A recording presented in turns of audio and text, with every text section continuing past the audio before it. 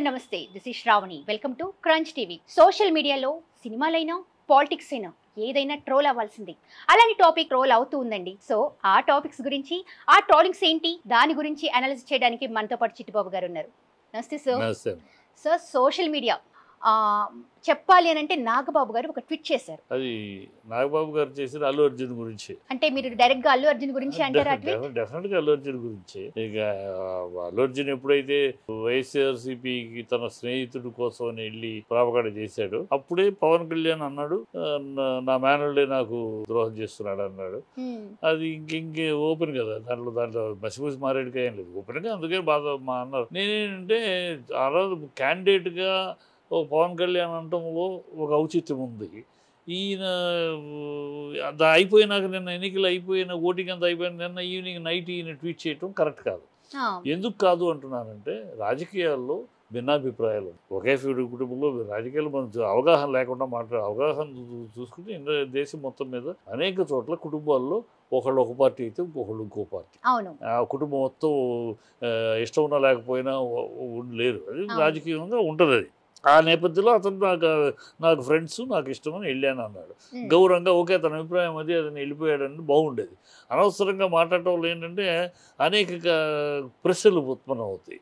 ఇప్పుడు అమితాబ్ బచ్చన్ ఉన్నారు, ఆయన మోడీ గారికి ప్రమోట్ చేయడానికి గుజరాత్ అంబాసిడర్గా పనిచేశాడు. అదే టైంలో ఆయన వైఫ్ పార్లమెంట్లో మోడీ గారికి వ్యతిరేకంగా చేసింది.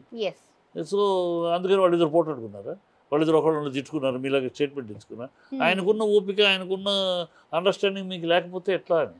అలాగే అసలు ప్రశ్న ఇంకో ప్రశ్న ఏంటంటే, మీరు ఇవాళ అది మాట్లాడుతున్నారు నాగబాబు గారు, మీ తల్లిని తిట్టినందుకు మీ ముగ్గురు అన్నదమ్ములు కూడా మీ తల్లిని తిట్టిన పవన్ కళ్యాణ్ ఆ రోజు ఆవేశంగా సిగ్గుందో శరం ఉందని ఎంత చూస్తారు, నా తల్లిని నిందిస్తారా, నా తల్లిని అవమానిస్తారా, మీ ఎంత చూస్తారు, మిమ్మల్ని నా పేరు మార్చుకుంటారు, మిమ్మల్ని అవినీతి ప్రభుత్వం మాట్లాడిన మీరు ఇవాళ మీరు ఎట్లా తెలుగుదేశం చేతులు గెలిపారు? మీరు అనే లాజిక్ ప్రకారం అయితే అసలు ఆ చంద్రబాబు నీడను కూడా మీ దగ్గరికి రానివ్వకూడదు. మీ తల్లిని తిట్టినందుకు. ఇంకో రాజకీయంగా తిట్టినారు. ఒక తల్లిని తిడితే పేదవాడు కాడ నుంచి గంజికి గతి లేని వాడు అయినా సరే తన తల్లిని తిట్టాడంటే జీవితాంతం మర్చిపోడు.